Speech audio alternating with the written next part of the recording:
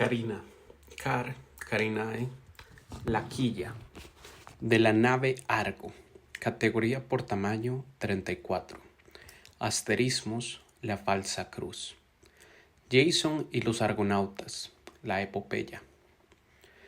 En donde 50 héroes helénicos zarpan hacia la Cólquide en una nave de 50 remos con el objetivo de traer de vuelta a Grecia el vellocino de oro y el espíritu de Frixo, contada hacia atrás en 3 partes. De la misma manera que la constelación original de Ptolomeo, Argo Navis, que honraba a esta nave legendaria, fue dividida en 3 partes, Carina, Puppis y Vela, por el astrónomo francés Lacaille en 1756. Parte 1. Carina, el viejo y harapiento. Jason recuerda el pasado sentado junto al pecio del Argo en las costas de la Cólquide. En esas mismas arenas, una vez, había sido el héroe fuerte y hermoso, pero también brutal y exaltado que todos imaginamos. Recuerda el concurso de remo que junto a Heracles, Polideuco y Castor hicieron una vez en este mismo barco, cuyo casco se descompone a su lado. Jason se ríe de sí mismo, y el solo recuerdo de los placeres de la juventud le provoca una punzada de dolor en el pecho. Piensa en Medea, y finalmente siente remordimientos. Fue culpa suya. Se dice que con mirada perdida en la inmensidad del océano, oscurecido aquí y allá por algunas nubes, fue culpa suya el salvaje asesinato de sus hijos, la furia y la desesperación que no pudo arrancar de su pecho. Observa ausente una gaviota que planca en búsqueda de su presa. ¿Quién justifica sus actos? Los mismos dioses cuyos nombres han pronunciado en vano y bajo cuyo designio vago ahora de un sitio a otro. Rompió sus promesas. Había jurado por todos los dioses del Olimpo serle fiel a Medea. Debería haberlo sabido. Debería haber previsto que ella utilizaría sus artimañas y pociones para apoderarse del vellocino, que llevaba magia en sus venas e igual que él, violencia en el corazón. Pero estaba hechizado por la bruja. La gaviota se sumerge en el agua. Medea había luchado contra él. Había matado por él, concediéndole el trono de Corinto. Le había dado 7 hijos y 7 hijas, y él le había dejado por una chiquilla. No es de extrañar que le enviara a su ingenua prometida una túnica rociada de veneno como regalo de bodas. Fue culpa suya, entonces, que cuando la joven Leuca se puso el vestido letal, tanto ella como su padre, el rey Creorente, y todos sus invitados fueran presa de las llamas de fuego inextinguible, mientras que él pudo escapar por una ventana del palacio. Y fue culpa suya también que, saciando su sed de venganza, los corintios apresaran a sus hijos y los lapidaran sin piedad. Subido a los restos de su antigua nave, el héroe se dispone a colgarse en su proa, pero una viga podrida cruje y se desploma fatalmente sobre su cabeza. Esa es la primera de 3 constelaciones. Bueno, 3 estrellas. Casiopea. Casiopea, la reina, etíope. Categoría por tamaño 25. Asterismos, las 3 guías. Una leyenda de limericks cojos. Una reina etíope hubo una vez, demasiado preocupada por su aspecto y su tez. Mi belleza, decía, es tanta y tan fina, tan dulces mis rasgos de reina, insistía, que las ninfas del mar no me llegan ni al pie. Sus palabras enojaron al dios Poseidón, que agitando las aguas exigía perdón. Enviada por el dios una bestia marina, enorme y feroz del agua emergía, sembrando en la isla miedo y destrucción, por tratar de acabar con tanto dolor. La reina hizo algo mucho peor. Con estas palabras le dijo a la bestia: entiendo el castigo que a mi escasa modestia. Por eso a mi hija entrego en tu honor.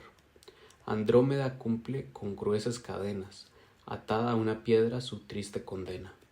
Pero un héroe valiente se encuentra en camino, y presto a salvarla acude con brío, el joven hermoso de espesa melena. Perseo rescata a la virgen hermosa, y dulce en su hombro la arrulla y la posa. A su madre la bruja, la ruin Casiopía, un castigo divino y terrible le espera, pues eterna en el cielo la reina reposa.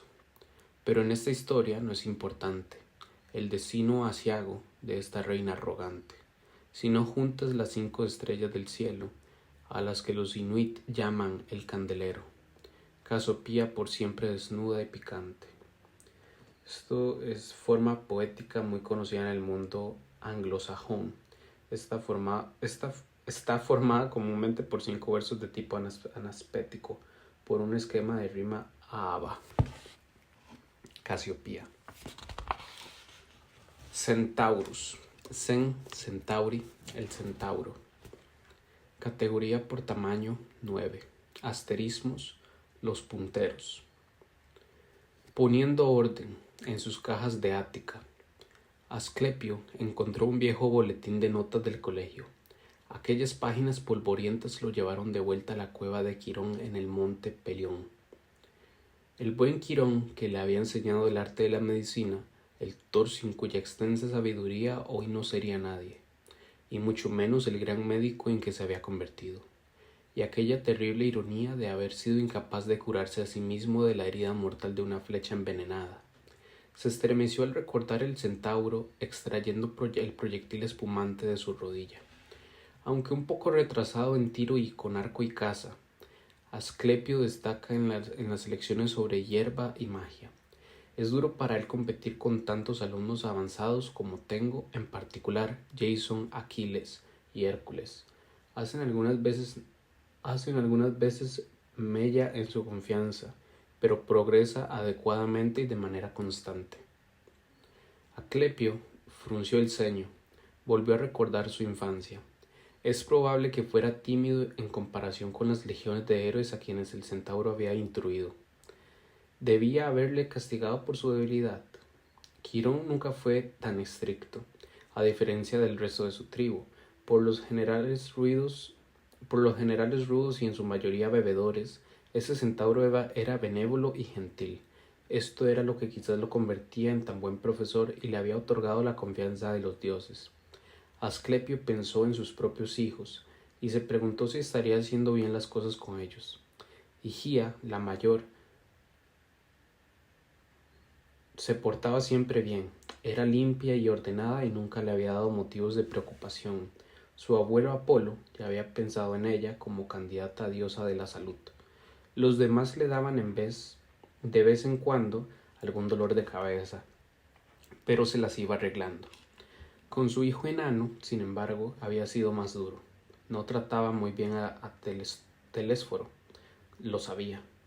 Rebuscando de nuevo en la caja encontró uno de sus viejos libros de texto, Música y Armonía de las Esferas, nivel 1.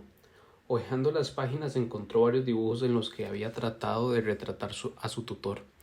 Sintió cierta vergüenza al ver que los garabatos infantiles con que había intentado torpemente representar la compleja figura de un ser mitad hombre, mitad caballo, siempre le había asustado preguntar a Quirón por su origen, y sin embargo, aquella historia, objeto de tantos chismorreos entre sus compañeros, siempre lo había fascinado.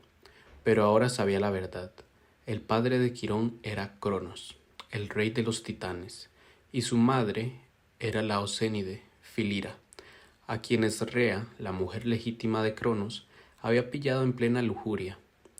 Justo antes de salir corriendo para evitar la ira de su consorte, Cronos se había transformado en caballo, dejando así embarazada a la Oceánide de aquella mezcla de especies. Qué terrible agonía, pensó Asclepio, había sufrido su maestro, escondido en su cueva, incapaz de curar aquella herida abierta. Era una flecha de Hércules la que, por accidente, había alcanzado a su viejo tutor durante la escaramuza con algunos centauros zafíos. ¿Quién iba a imaginarlo? La sangre de la hidra empozoñaba ahora el noble Quirón.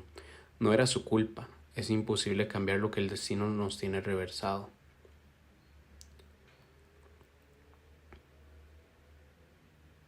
Quirón, pese a estar gravemente herido, no podía morir debido a su origen divino.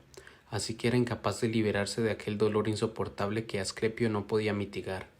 Este hecho seguía remordiéndole la conciencia, aunque tampoco fuera culpa suya. En un acto caritativo, Zeus permitió a Quirón ceder su inmortalidad a cambio de que cesara la tortura de Prometeo a manos de Aquila, dejando de paso morir en paz al centauro. Asclepio vio algo que brillara al fondo de su caja. Era una medalla, un premio al esfuerzo. Recordaba bien el día que la ganó, el claro del bosque en que se celebraban los juegos y cómo trataba sin éxito de manejar aquel arco, demasiado grande y pesado para él. Se había quedado pasmado en medio de los otros chicos, buscando entre los árboles sus flechas desviadas. Se avergonzó entonces por recibir un premio tan absurdo y haber fracasado, pese a haberlo intentado con tanto tesón, y también se avergonzaba ahora.